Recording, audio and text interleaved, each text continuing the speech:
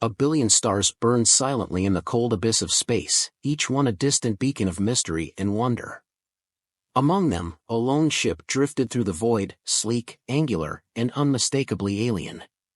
Inside, the crew of the Vraxis Dominion moved with calculated precision, their advanced navigation systems humming softly as they traced their path through the unknown. They were master explorers, creatures who had conquered the stars with technology so advanced that they rarely needed to look outside their own ship. To them, space was a puzzle solved by numbers, a route mapped by artificial intelligence. And yet, they were lost. Commander Zyrex stood rigid in the control chamber, his dark, segmented skin reflecting the soft glow of the holographic displays. His large, luminous eyes flickered with frustration as he reviewed the calculations for the 10th time. Every coordinate was correct, every trajectory aligned, yet they had strayed off course. The stars outside their viewport were unfamiliar, uncharted territory in a part of the galaxy that should have been simple to navigate. "This is impossible," Zyrex muttered, his voice edged with disbelief. "Our instruments are flawless. We should not be here." His second-in-command, Rilven, shifted uneasily. "Perhaps gravitational distortions," he suggested. "A rogue anomaly?" Zyrex shook his head. "No. If something had interfered, we would have detected it. The only logical conclusion is..." He hesitated, unwilling to admit it. "We miscalculated." The thought was almost laughable. The Vraxis did not make mistakes. Their race had been traversing the stars for millennia, their technology far superior to the primitive methods used by lesser species. And yet, here they were, adrift in the void, unable to correct their course. A soft chime echoed through the chamber, indicating an incoming transmission. The image of a human appeared on the screen. Captain Elias Carter, a seasoned spacefarer, leaned back casually in his seat, a smirk tugging at the corner of his lips. Unlike the rigid, precision-driven Vraxis, he exuded a relaxed confidence, an air of someone who had been through the worst and lived to tell the tale.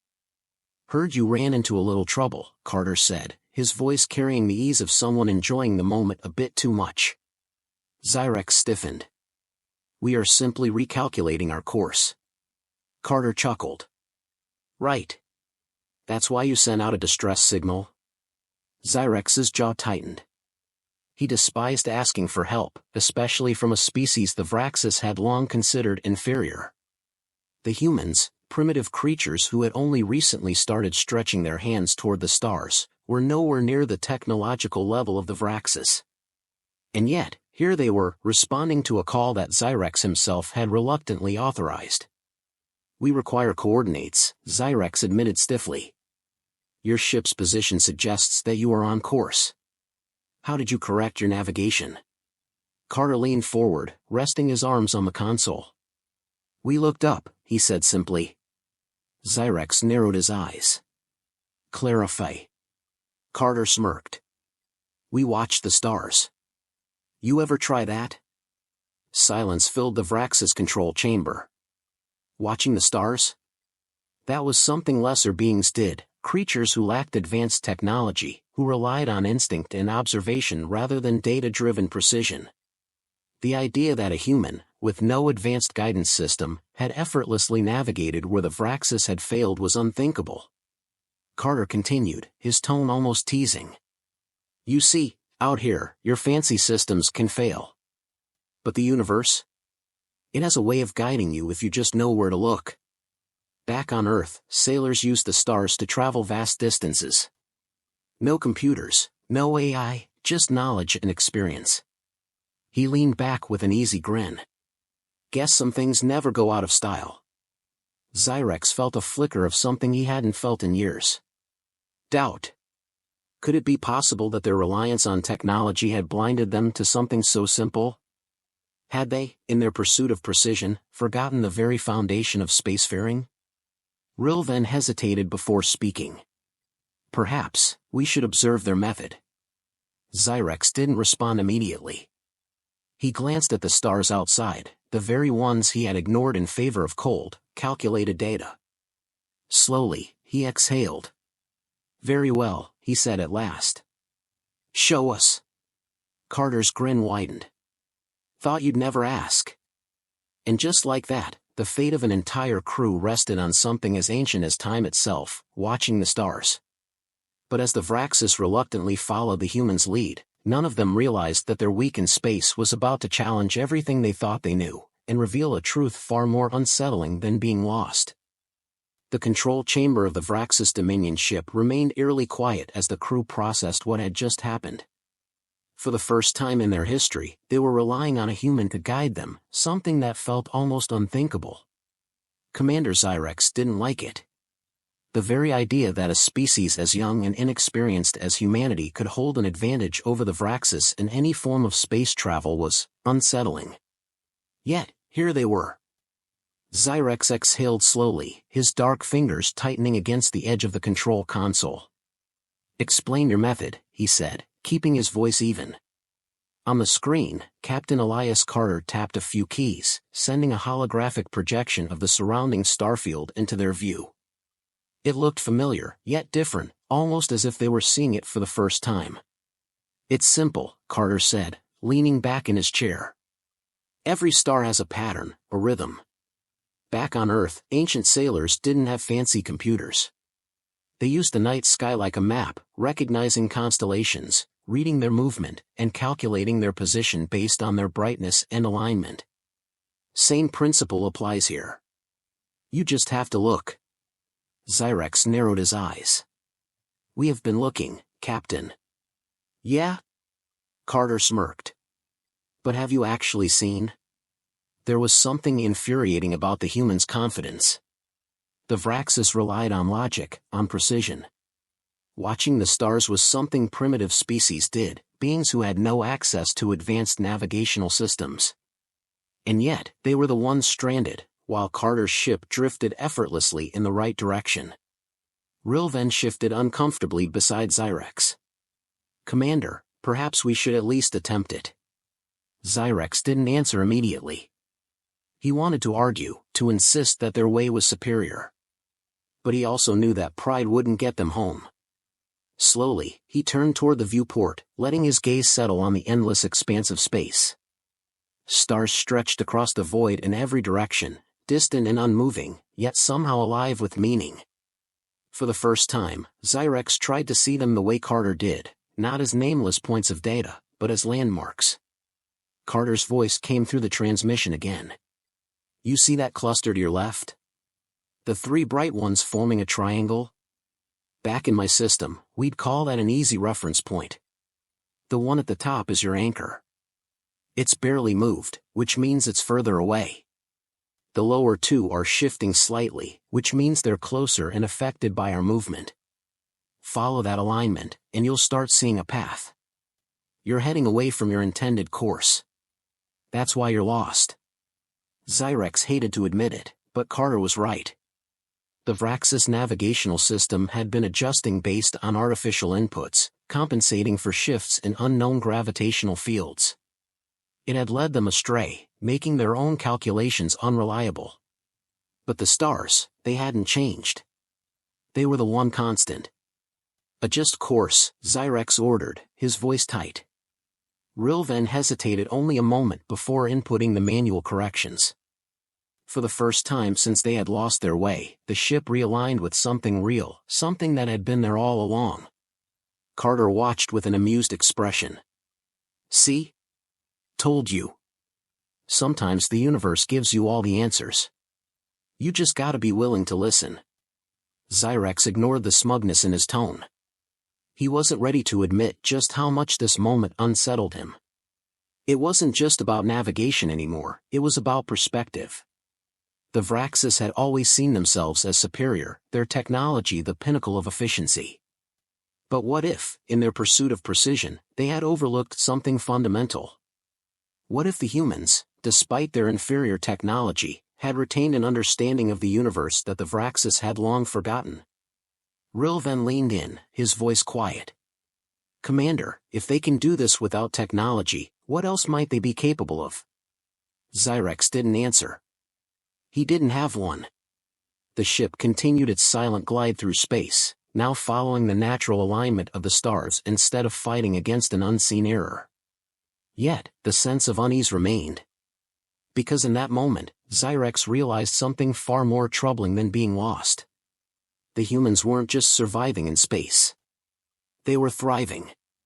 And that meant something the Vraxis had never considered before: maybe the universe wasn't theirs to dominate after all. But as the ship continued forward, a deeper question settled in Zyrex's mind.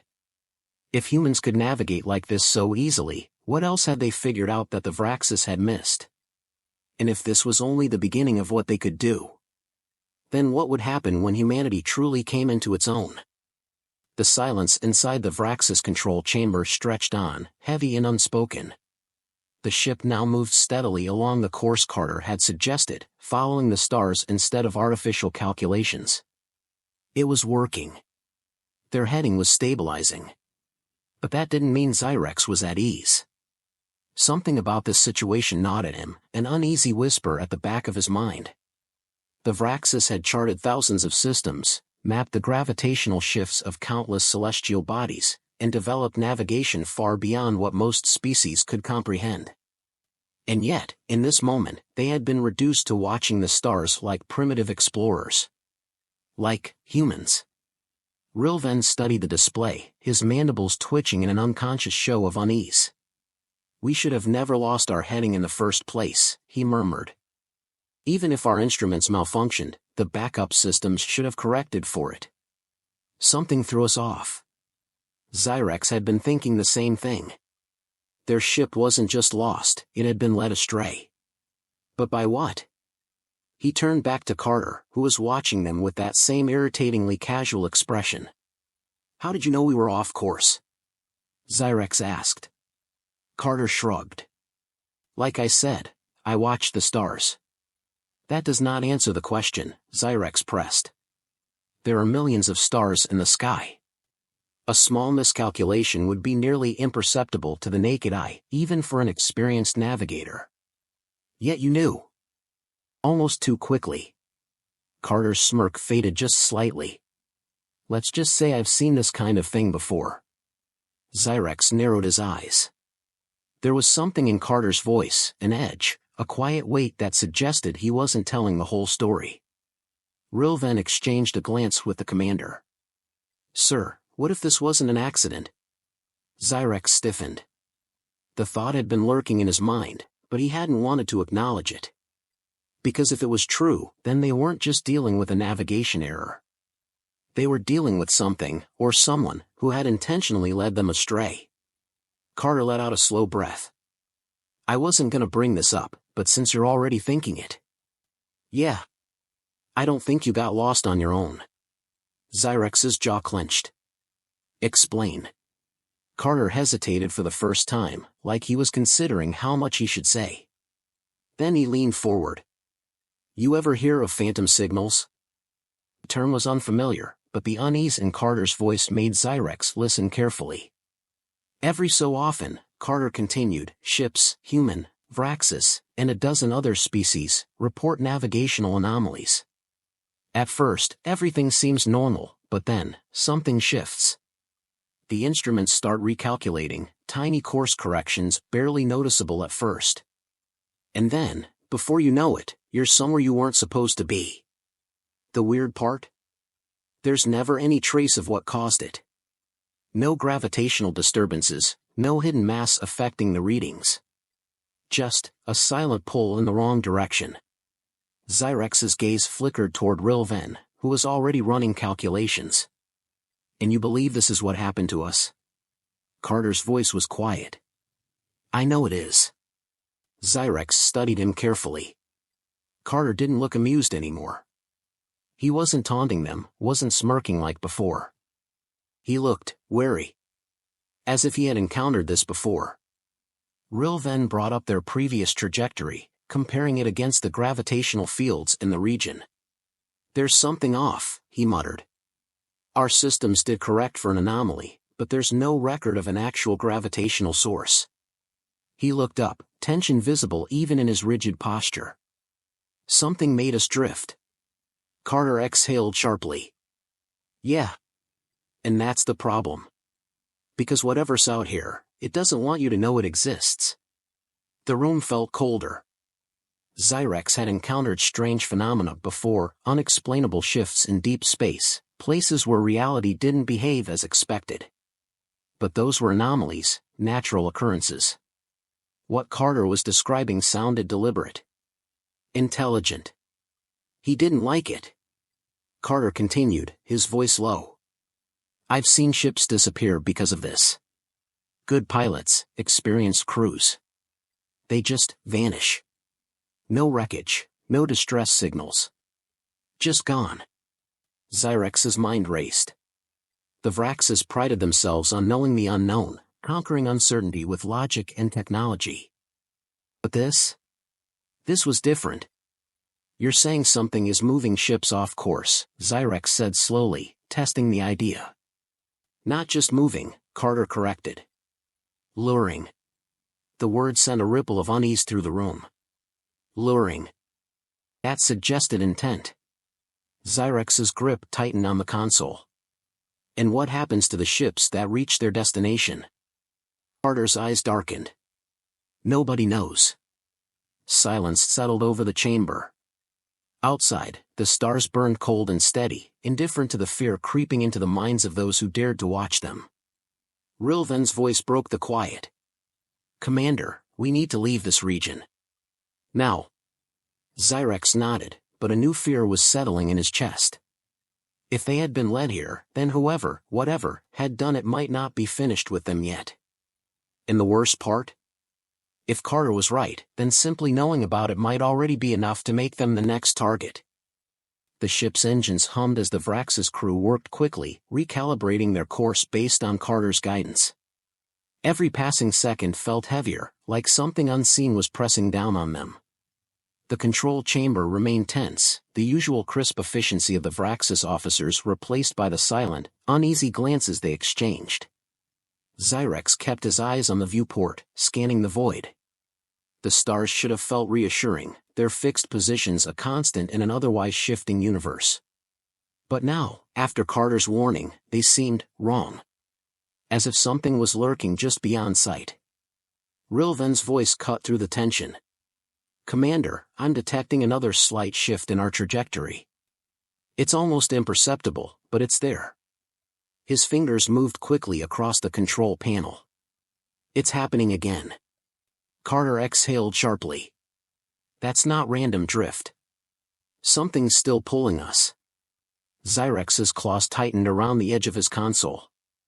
He had expected the worst, but this was worse than the worst. Whatever had altered their course the first time was still here. Watching. Recalibrate again, Zyrex ordered. Keep adjusting to counter the drift. Rilven's mandibles twitched in frustration. I am, Commander. But every time I compensate, the interference adjusts too. It's reacting to us. That single word sent a chill through Zyrex. Reacting. That meant intelligence. Deliberate action. Carter leaned forward. We need to get out of here. Fast. If it's responding to our corrections, then it's aware of us trying to escape. Zyrex's mind raced. He didn't like rushing decisions, but something inside him, an instinct he had long suppressed, was screaming at him to listen to the human.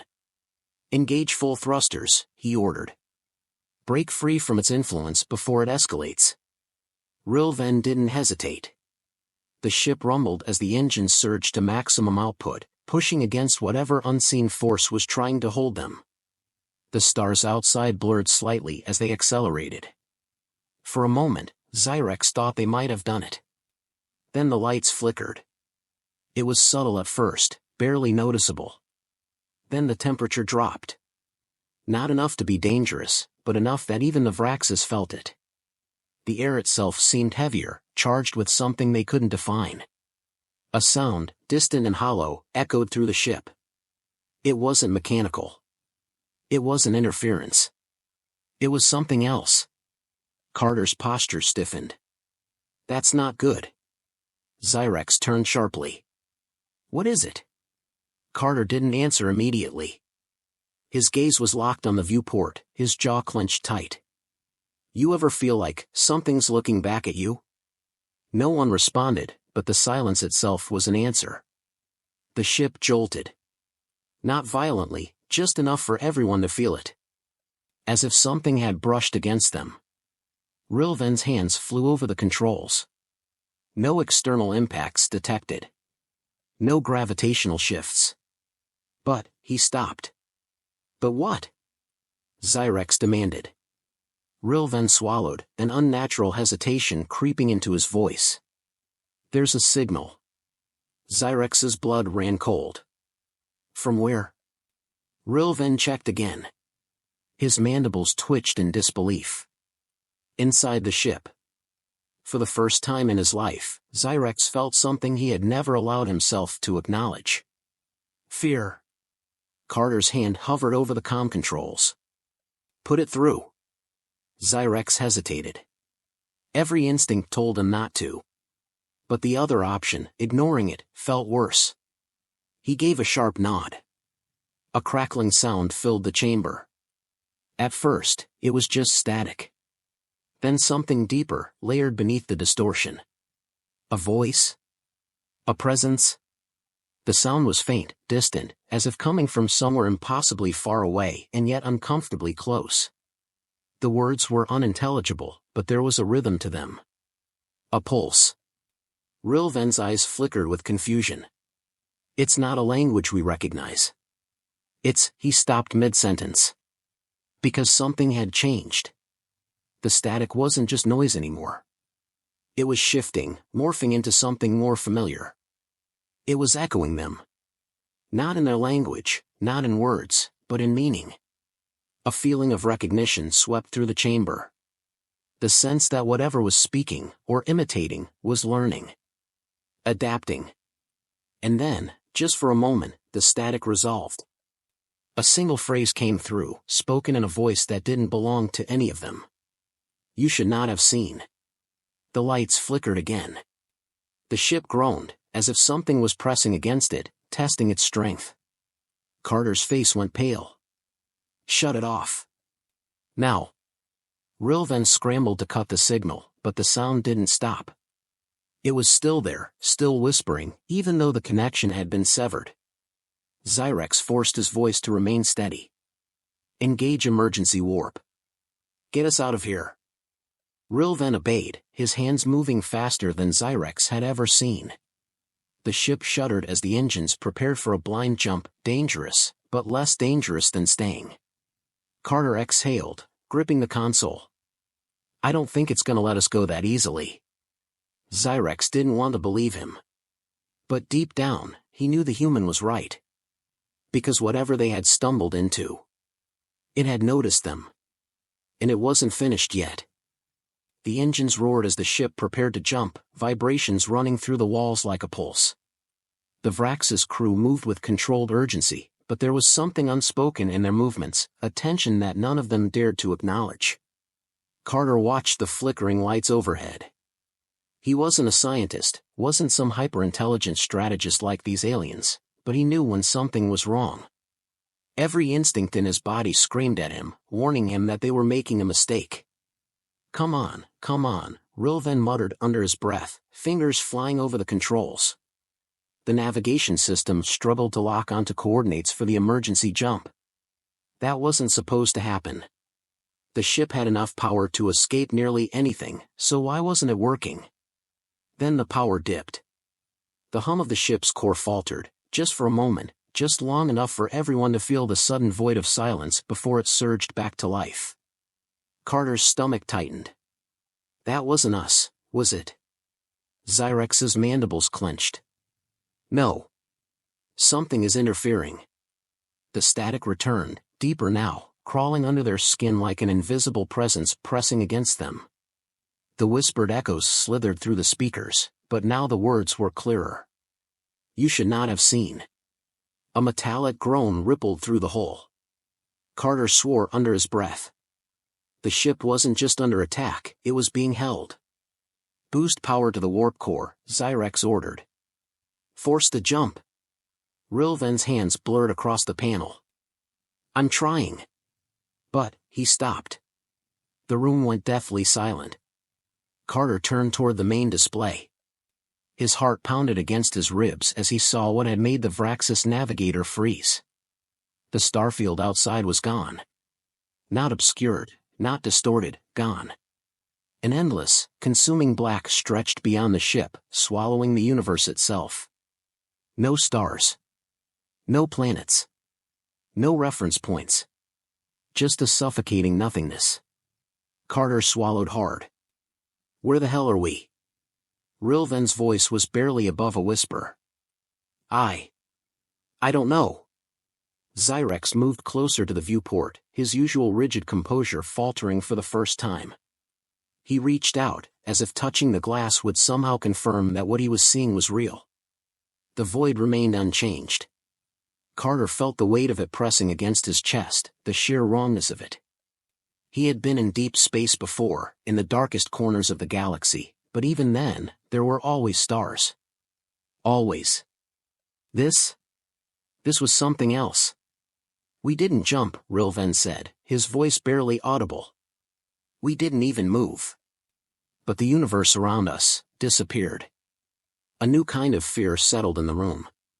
The kind that came from knowing you weren't just lost, you were somewhere you weren't supposed to be. Then, something moved. Not on the ship. Outside. Carter saw it first, a faint ripple, a distortion against the black, like something shifting behind an invisible curtain. It was subtle, almost imperceptible, but it was there. And it was getting closer. He took a step back. Tell me one of you sees that. Zyrex didn't speak. Neither did Rilven. But Carter knew from the way their bodies tensed that they saw it too. Another ripple. This time larger. Closer. The ship groaned again, but not from the engines. It sounded external, as if space itself was bending around them. Then, finally, the sensors registered something. Not an object. Not a ship. A presence. Rilven's hands shook slightly as he read the data. Commander, there's something here with us. The static rose in pitch, filling the chamber like 1,000 whispering voices overlapping at once. The distortion outside deepened, forming something almost like a shape. And then, just for a moment, too fast to fully comprehend, Carter saw. Not a ship. Not a being. A structure. A massive, monolithic construct emerging from the void itself, shifting between visibility and non-existence as if reality itself struggled to contain it. His breath hitched. That's not natural. Zyrex forced himself to step forward. No. It isn't. The structure pulsed, and the ship lurched. Not physically, something inside their own minds felt the shift, as if their very perception of space had been altered. Carter grabbed the console for balance. His pulse thundered in his ears. Tell me we're not drifting toward that thing. Rilven's voice cracked. We are. Panic flickered in Zyrex's usually controlled expression. Override the thrusters. Full power. I can't, Rilven snapped. Nothing's responding. It's like we're not even in control anymore. The structure loomed closer, its impossible form shifting in and out of focus. The whispers grew louder, their meanings bleeding into each other. Carter gritted his teeth. What does it want? No one answered. Because no one knew. And as the ship inched closer to the abyss, the only certainty was that whatever waited beyond that veil of darkness had been waiting for them all along. The ship trembled as it was pulled toward the towering structure, its form still flickering in and out of reality. Carter braced himself against the console, heart pounding. The control panel was unresponsive, the engines dead. They were drifting, being taken, towards something none of them could explain. Zyrex slammed a fist against the nearest control pad, frustration finally cracking through his usual composure. This is impossible. There's no force we know of that can override our ship's systems like this. Carter's eyes stayed locked on the shape outside. It wasn't just pulling them in, it was unfolding, as if the darkness itself was bending around it, revealing layers that hadn't been there a moment ago. A gate. A passage. Or maybe something worse. The voices in the static grew clearer, but now Carter realized something chilling. The whispers weren't alien. They weren't some unknowable entity speaking in an indecipherable tongue. They were in English. You were never meant to see. A sharp ringing filled his ears. The ship's lights flickered violently, and for a brief second, Carter saw flashes of something, images that weren't his own. A planet scorched and broken. A civilization lost in fire. A sky filled with ships that did not belong to the Vraxis or the humans. And then, his own reflection. But not as he was now. As someone else. His breath caught. The moment passed as quickly as it came, but the unease remained. The ship buckled again, and suddenly, everything stopped. Silence. No hum of the engines. No static. Just an overwhelming stillness. The view screen showed nothing but an abyss stretching infinitely in every direction. The structure had vanished. The stars were gone. They were alone in a void that should not exist. Rilven's voice was shaky. Commander. I don't understand. There is no mass, no gravity, no detectable matter. We're nowhere. Zyrex turned sharply to Carter. What did you see? Carter swallowed hard, his mind racing. He had no proof of what he had just experienced, no way to explain it logically. But deep inside, he knew the answer. The images weren't a warning. They were memories. And not just anyone's memories. They were his. Before he could respond, the static returned. This time, it wasn't whispers. It was a single, distorted voice. Course correction engaged. The ship lurched. Space folded. Carter felt like he was being pulled through himself, like his mind and body were being stretched beyond what they could endure. The light twisted, the darkness shattered, and suddenly, they were back. The ship drifted in open space, stars shining where they should be. The Vraxis homeworld was right where it had been before the anomaly. Everything was normal. Except for one thing. Carter turned to the navigation panel. Where's our time log? Rilven hesitated, then checked the system. His mandibles clicked together in confusion. It's intact. No missing records. But... Carter leaned in. But what? Rilven took a breath. No time has passed. Not a single second. Silence hung in the air. Zyrex's claws tapped against the console. That's not possible. Carter exhaled slowly, trying to process it. They had been trapped in that void. They had felt it. Experienced it. And yet, the universe itself acted as if they had never left. Then the final message came through. Not from their ship. Not from any known system.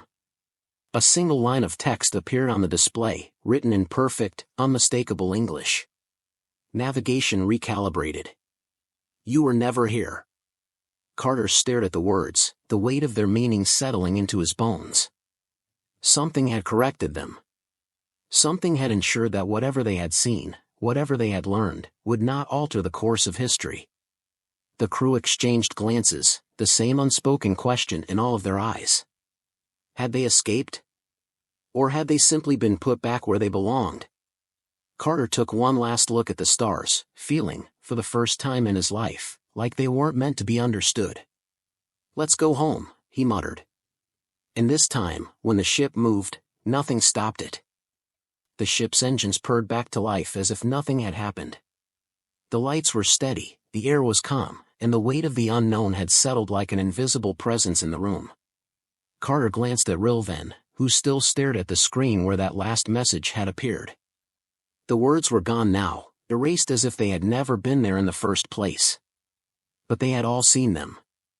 Zyrex was the first to break the silence. We don't speak of this. His voice was sharp, controlled, but there was something underneath it, uncertainty. Maybe even fear. Rilven shifted uncomfortably in his seat. What do you mean? We have to report this.